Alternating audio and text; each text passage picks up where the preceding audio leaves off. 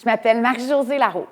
Je suis leader créativité et innovation et j'ai été boursière à la Fondation de 92 à 93 et de 2000 à 2002. Donc, quand j'étais boursière de la Fondation, j'étais dans le programme du Cégep Montmorency, un programme de danse. Pour tout dire, j'étais aussi dans le programme Sciences et danse. J'ai fait ça, puis après, je voulais aller à l'université. J'ai appliqué dans plein de programmes et j'ai choisi d'aller aux ateliers de danse moderne de Montréal. J'ai été là pendant 6 mois. Après mon 6 mois, je suis allée faire un tour au Collège Dawson où j'ai étudié la photographie commerciale. Et fait intéressant, pendant que j'étudiais la photographie, eh bien, j'enseignais la danse pour gagner ma vie. Donc, il y a souvent eu ces allers-retours-là dans ma carrière. Et là, j'ai l'appel, je me dis, bon, là, je veux être chorégraphe, metteur en scène de cirque. Donc, j'essaie de rentrer à l'école de cirque et je dis, oui, je veux être metteur en scène de cirque. Ils font, mais madame, on n'a pas de programme de metteur en scène. Là, je fais, oh! Après coup, là, j'aurais dû leur dire, je veux faire de la danse aérienne sur les murs, mais je n'avais pas encore eu l'idée. Donc, bref, je ne suis pas rentrée à l'école de cirque, mais j'ai rencontré plein de danseurs.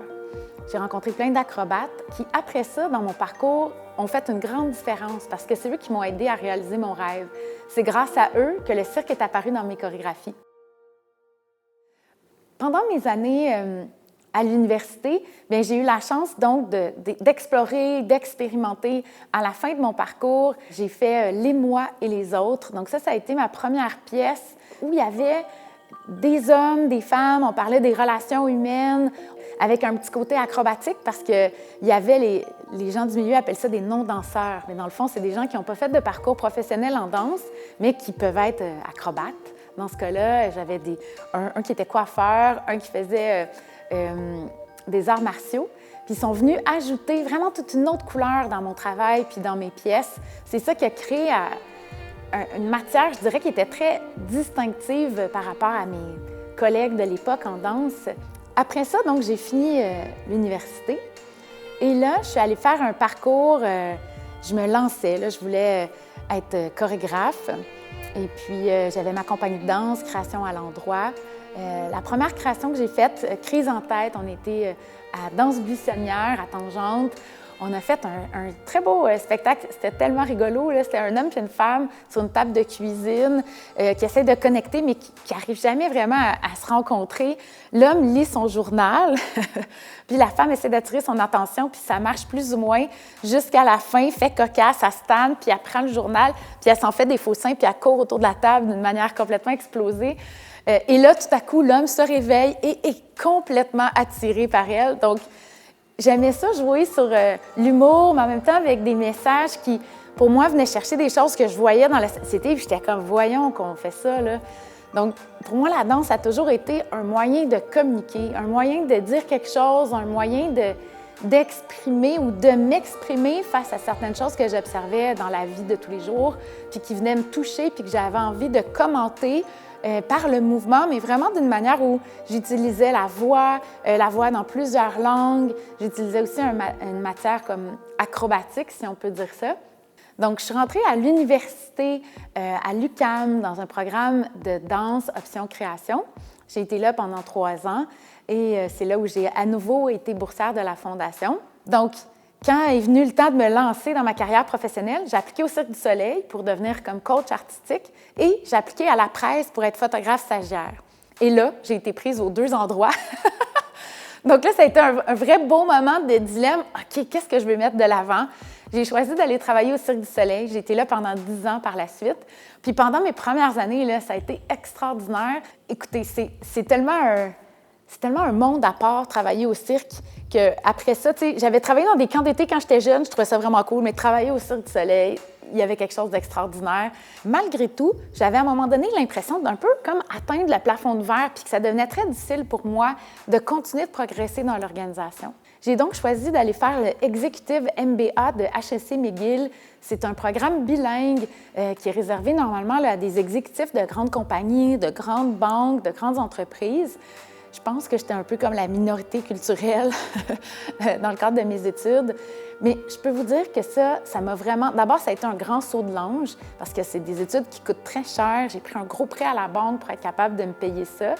Et pendant mon parcours, eh bien, j'ai réalisé que ce qui était très cher à mes yeux, toute la créativité, toute l'innovation, le fait d'ouvrir des portes, de penser autrement, d'inventer tout le temps, eh bien, le monde des affaires en avait grandement besoin. Et c'est vraiment ça qui m'a permis de faire un point de pivot. J'ai démarré Innovlab.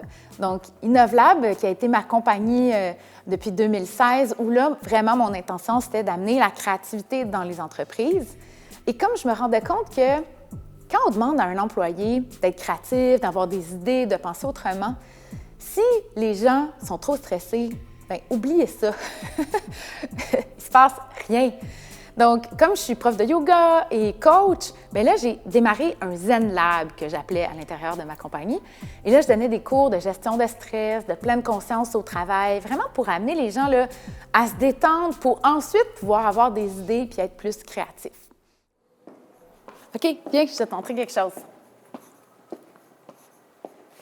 Donc, regarde, ici, on est dans le studio 1. C'est le studio 1 des 7 doigts de la main. Quand on arrive dans cet espace-là, si tu n'as jamais marché dans un grand studio comme ça, c'est impressionnant. Souvent, ce qu'on fait quand on amène des groupes, on ferme les lumières et on les fait marcher dans le noir. Donc, juste ça, il se passe quelque chose. Tu ressens l'espace. Tu ne ressens pas ton corps de la même façon quand tu es dans un espace comme ça où il y a du vide partout autour. Donc, ça peut paraître banal, mais ça, c'est vraiment quelque chose qu'on exploite beaucoup. L'espace, l'entrée dans l'espace entre les gens, comment on le perçoit. Donc, aussi simple que ça fait déjà vivre quelque chose aux participants.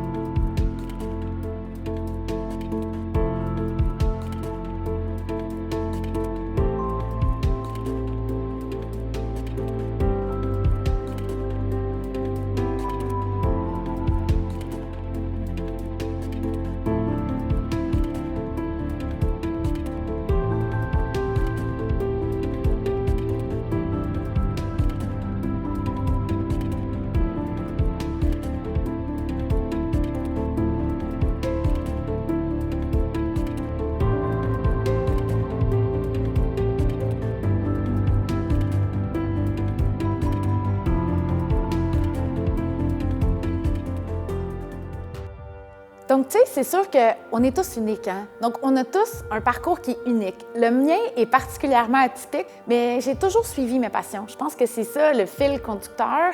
J'ai toujours suivi mes élans qui étaient assez forts.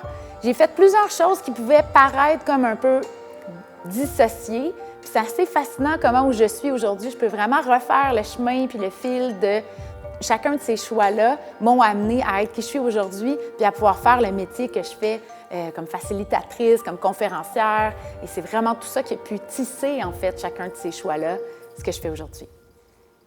Donc, moi, j'ai le goût de vous encourager. Parce que, tu sais, des fois, quand on doit choisir ce qu'on souhaite faire dans la vie, on y va d'une manière rationnelle, puis on y va d'une manière sage. Je vous dis pas de ne pas faire ça, mais j'ai envie de vous encourager à suivre votre cœur. Parce que même si un premier choix peut sembler contre-intuitif si on y va juste d'une manière rationnelle, faites-vous confiance qu'en suivant votre essence, votre âme, qui vous êtes vraiment, c'est là que la solution se trouve. Puis après ça, la vie va s'arranger pour vous amener les choses dont vous allez avoir besoin.